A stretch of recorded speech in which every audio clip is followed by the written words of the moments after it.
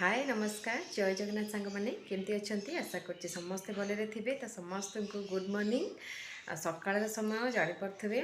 तो सकाल सकाल देखो चढ़ईर आवाज शुभुची आम घर पाखे ही जो चढ़ई सब बिकती तो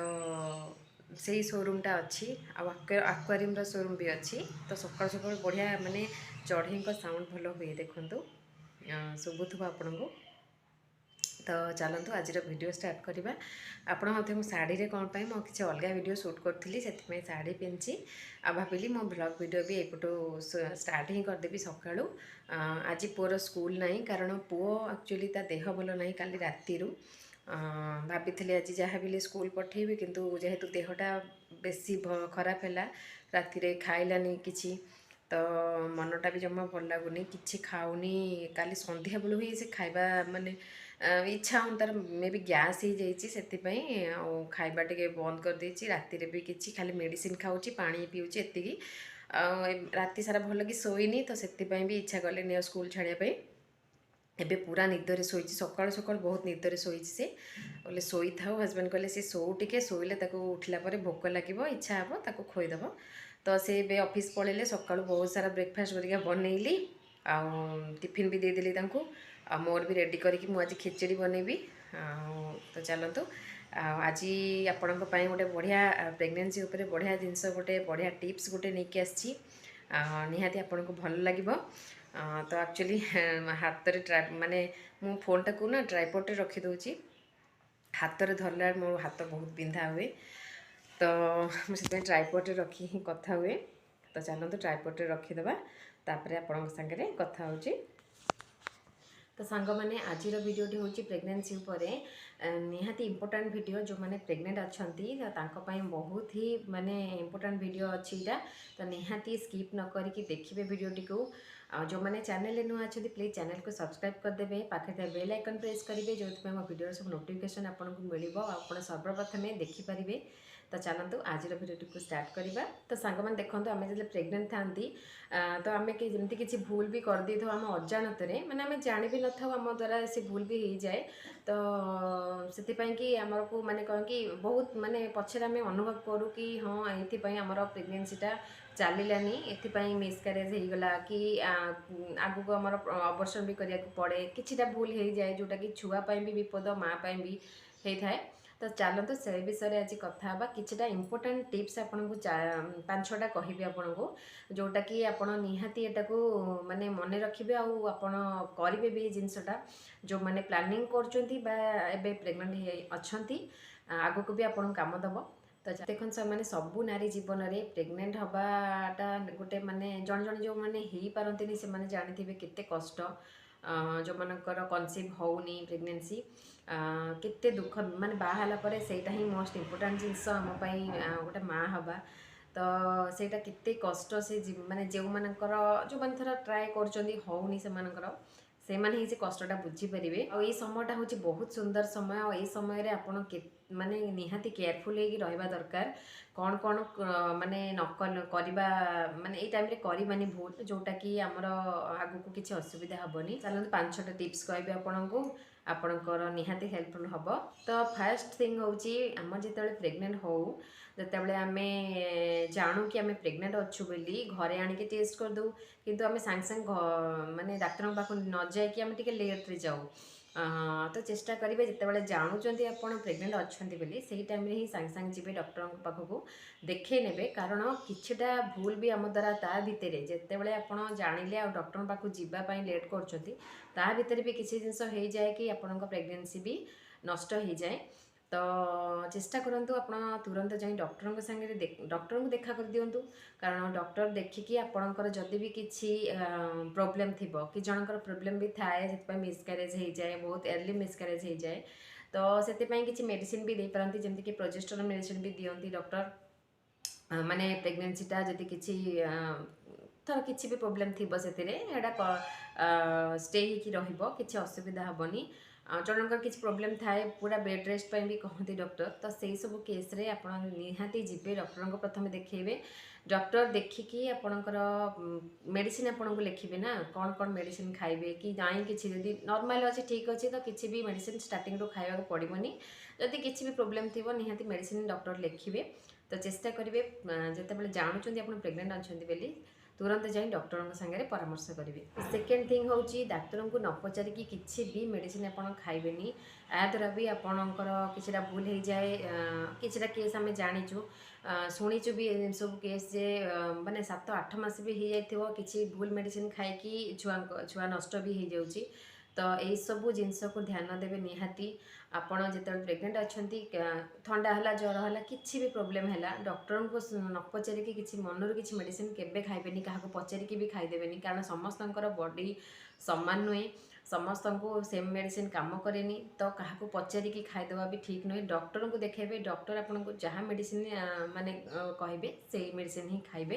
ନ ପଚାରିକି କିଛି ବି ମେଡ଼ିସିନ ଖାଇବେନି। ଆଉ ଡକ୍ଟର ଯେଉଁ ମେଡ଼ିସିନ ଆପଣଙ୍କୁ ପ୍ରେସକ୍ରାଇବ୍ କରିବେ ଯେମିତିକି ହେଲା iron, calcium, vitamin, folic acid ଯାହା ବି କହିବେ ଏସବୁ ଆପଣ ଖାଇବେ ନିହାତି ମନେ କରିକି। କାରଣ ପ୍ରେଗନେନ୍ସି ଟାଇମ୍ରେ ଏଥିରେ ଅବହେଳା କେବେ କରିବେନି। ଛୁଆ ଉପରେ ତା'ର ପ୍ରଭାବ ନିହାତି ପଡ଼ିବ, ଛୁଆର ଆଗକୁ ବହୁତ ଅସୁବିଧା ହେଇପାରେ। ତ ମନେ କରିକି ଡକ୍ଟର ଯେଉଁ ମେଡ଼ିସିନ ଦେବେ ମନେ କରିକି ଫଲିକ୍ ଏସିଡ୍ ହେଲା, ଆଇରନ୍, କ୍ୟାଲସିୟମ୍ ମଷ୍ଟ ଖାଇବେ। ଭିଟାମିନ୍ସ କିଛି ଯଦି ଦେବେ ନିହାତି ଟାଇମ୍ ଟୁ ଟାଇମ୍ ଖାଇବା ମାନେ ନିହାତି ଚେଷ୍ଟା କରିବେ ଖାଇବା ପାଇଁ। ଥାର୍ଡ଼ ହେଉଛି ଖାଇବାର ମାନେ ଖରାପ ଅଭ୍ୟାସ ଯେଉଁଟାକି ଦେଖନ୍ତୁ ଆପଣ ଯେତେବେଳେ ଆପଣଙ୍କର ପ୍ରେଗନେଣ୍ଟ ଥାଆନ୍ତି ଜଣଙ୍କର ଇଚ୍ଛା ହୁଏ ବାହାର ଜିନିଷ ଭାରି ଫାଷ୍ଟଫୁଡ଼୍ ଜିନିଷ ବହୁତ ଖାଇବା ପାଇଁ, ବାହାର ଜିନିଷ ଖାଇବା ପାଇଁ ବହୁତ ଇଚ୍ଛା ହୁଏ, ଚଟପଟା କିଛି ଖାଇବା ପାଇଁ ଇଚ୍ଛା ହୁଏ। ତ ବାହାରୁ ଆଣିକି ଖାଇଦିଅନ୍ତି। କିନ୍ତୁ ଆଜିକାଲି ଜାଣିଥିବେ ଆଗରୁ ଠିକ୍ ଥିଲା, ଆଗରୁ ବାତାବରଣ ଠିକ୍ ଥିଲା, ଆମର ସବୁ ଖାଇବା ଜିନିଷରେ କିଛି ବି ମାନେ ହାଇବ୍ରିଡ଼ ଜିନିଷ ମିଶୁନଥିଲା। ତ ଏବେ ସବୁ ଜିନିଷ ଖରାପ ଆପଣ ନିଜେ ବି ଜାଣିଥିବେ। ତେଲ ଖରାପ, ବାହାରେ ଯେଉଁ ଛାଣୁଛନ୍ତି ତାପରେ ସେ ଗୋଟେ ତେଲରେ ଛଣାଛଣି କରୁଛନ୍ତି। ତ ବାହାର ଫାଷ୍ଟଫୁଡ଼୍ ଜିନିଷକୁ ଆଭଏଡ଼ କରିବେ, ଜମା ବି ଖାଇବେନି। ଆଉ ଗୋଟେ କଥା ଖାଇବା ଠିକ୍ ଟାଇମ୍ରେ ଖାଇବେ। ଯେମିତିକି ମୁଁ ଆଗରୁ ବି କହିଛି ପ୍ରେଗନେନ୍ସି ଯେତେବେଳେ ଆପଣ ଚାଲିଥିବ ପ୍ରେଗନେଣ୍ଟ ଥିବେ ତ ସେଇ ଟାଇମ୍ରେ ଆପଣଙ୍କର ଯଦି ଭୋକ ହେଉଛି ଏକାଥରେ ଅଧିକା ଖାଇବେନି। ବହୁତ କମ୍ ଟାଇମ୍ ନେଇକି ଅଳ୍ପ ଅଳ୍ପ ଖାଇବେ, ଅଧିକା ଥର ଖାଇବେ। ଚେଷ୍ଟା କରିବେ ଅଧିକା ଥର ଖାଇବେ କିନ୍ତୁ ଅଳ୍ପ ଅଳ୍ପ ଖାଇବେ। ଏକାଥରେ ଅଧିକା ଖାଇଦେବି ଖାଇଲା ପରେ ଆଉ କିଛି ଟାଇମ୍ ଭୋକ ଉପାସରେ ରହିବା ସେଟା ଜମା ବି ଭଲ ନୁହେଁ। ତ ଚେଷ୍ଟା କରିବେ ଟାଇମ୍ ଅଳ୍ପ ଅଳ୍ପ ନେଇକି ଅଧିକା ଥର ଖାଇବା ପାଇଁ। ସେଟା ଆପଣଙ୍କ ଛୁଆ ପାଇଁ ବି ଭଲ, ଆପଣଙ୍କ ପାଇଁ ବି ଭଲ ହେବ। ପ୍ରେଗନେନ୍ସି ଟାଇମ୍ରେ କ'ଣ କ'ଣ ଖାଇଲେ ଭଲ, କ'ଣ ନ ଖାଇଲେ ଭଲ, କ'ଣ ଖାଇଲେ ଖରାପ ହେବ ଏସବୁ ଭିଡ଼ିଓ ମୁଁ ଆଗରୁ ଅପଲୋଡ଼ କରିଛି। ଯେଉଁମାନେ ଦେଖିନାହାନ୍ତି ମୋ ପୁରୁଣା ଭିଡ଼ିଓ ଯାଇ ସର୍ଚ୍ଚ କରନ୍ତୁ, ନିହାତି ପାଇଯିବେ। ଆଉ ଦେଖିବେ ନିହାତି ଇମ୍ପୋର୍ଟାଣ୍ଟ ଜିନିଷ ଏଥିରେ ଅଛି। କିଛି ଜଣ ଜାଣିନଥାନ୍ତି ତ ବହୁତ ଅସୁବିଧାରେ ପଡ଼ନ୍ତି। ତ ସାଙ୍ଗମାନେ ଚେଷ୍ଟା କରନ୍ତୁ ସଫିସିଏଣ୍ଟ ପାଣି, ମୁଁ ଯେମିତି ଆଗରୁ ମୁଁ ସବୁ ଭିଡ଼ିଓରେ କହିଛି ପ୍ରେଗନେନ୍ସି ଟାଇମ୍ରେ ସଫିସିଏଣ୍ଟ ପାଣି ପିଇବା ପାଇଁ।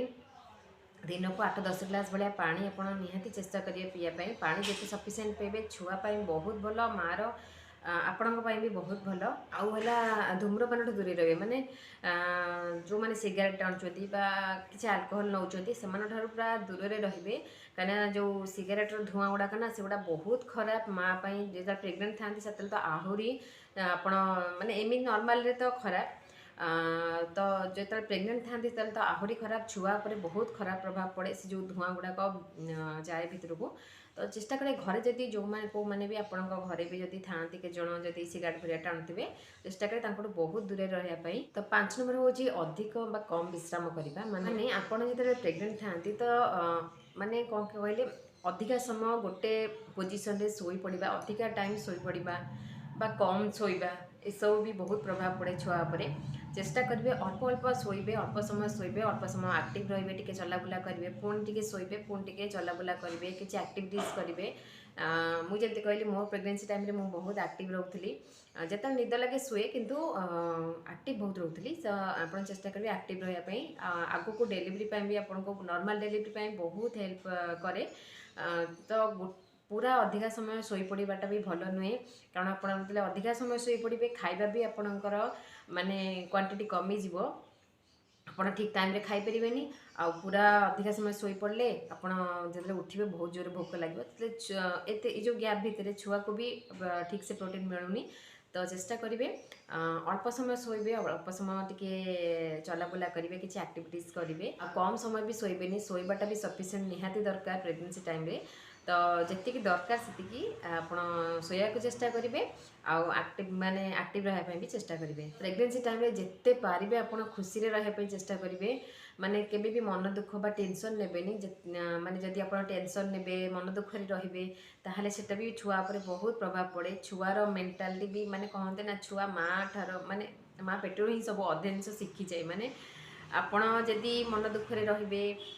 सब टेंशन रे तो छुआ भी से भाया ही हम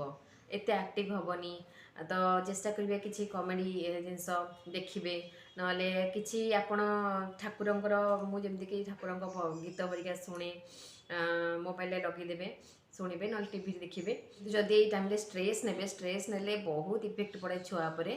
आउ मार देह भी भल रही तो चेष्टा करेंगे सब खुशी रही जिते आप खुशी रे छुआ भी से माने कौन कहना हस माने हस्कुरा छुआ हम एक्टिव छुआ हम चेष्टा करेंगे जिते खुशी रे बिना टेंशन रे सेते भल आपण छुआ आउ गोटे कथा हूँ अଯଥା आपण सिजेरियन डिलीवरी चेष्टा करेंगे माने जन जन एबे तो हो गलानी जमती सिजेरियन डिलीवरी ही करदेबा माने कष्ट करिया भी चाहूना लोक तो हाँ किंतु सिजेरियन डिलीवरी हेले आगु को केते असुविधा जो मानकर सिजेरियन होईची से माने ही जानि पारथिबे सी सेक्शन हेले ना आगु को माने आपणकर बैक पेन सब बेले रहिबो किछि काम करिया को आपण टिके एक्टिव रहिबेनी एते तो चेष्टा करेंगे नॉर्मल जिते करने चेष्टा करेंगे नॉर्मल डिलीवरी बहुत भल आगु को किसी असुविधा हेनी से टाइम रे टिके कष्ट हम किंतु आगु किसी भी असुविधा हेनी आपण बॉडी पूरा फिट रहिबो किंतु सिजेरियन डिलीवरी जितेबाला आपन से जो पछरे इंजेक्शन दियंती सेटा सब पछरे बैक पेन मरिका बहुत बाहर किसी हेवी जिनस आप उठे पारेनि तो ये सब प्रोब्लेम बाहर जमती कि मोर भी मोर नॉर्मल डिलीवरी होता कि मोर सी सेक्शन होगला यही सब जिनस डरिकी केवल काले कौन हो काले कौन असुविधा हो किंतु डॉक्टर कही मत कि मोर आपणकर नॉर्मल हो पार किंतु किछिटा सिम्पटम्स आसला तो घर लोक भी डरीगले तो से मोर होगला सी सेक्शन किंतु मोर बैक पेन बहुत होची मझे मझे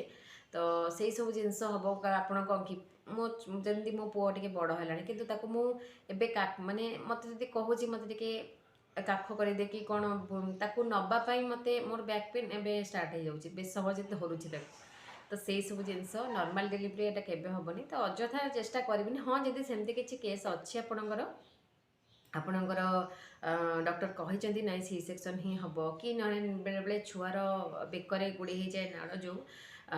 सेटे भी आपणकर सी सेक्शन ही करने पड़ो सेमती किसी केस जदि अच्छी तो निहाती आप सी सेक्शन करेंगे कारण अच्छी ऑप्शन ही ना जदि आप सब ठीक अच्छी नॉर्मल अच्छी आप नॉर्मल डिलीवरी हो पार डॉक्टर कहते तो चेष्टा करेंगे नॉर्मल डिलीवरी करने नॉर्मल डिलीवरी भी मुझे कही एक्सरसाइज आपरेंगे जो डिलीवरी टाइम आप चेष्टा करेंगे किसी एक्टिविटीज करने किसी एक्सरसाइज करने जो थे कि नॉर्मल डिलीवरी हो पार सांग मैंने किछिटा टिप्स थिला आपन संगे शेयर करिवार थिला कि कौन कौन माने करेनि कि कौन मिस्टेक्स करेनि प्रेगनेंसी टाइम रे एटा निहाती दरकार जो मैंने प्रेग्नेंट अच्छा जानिबा दरकार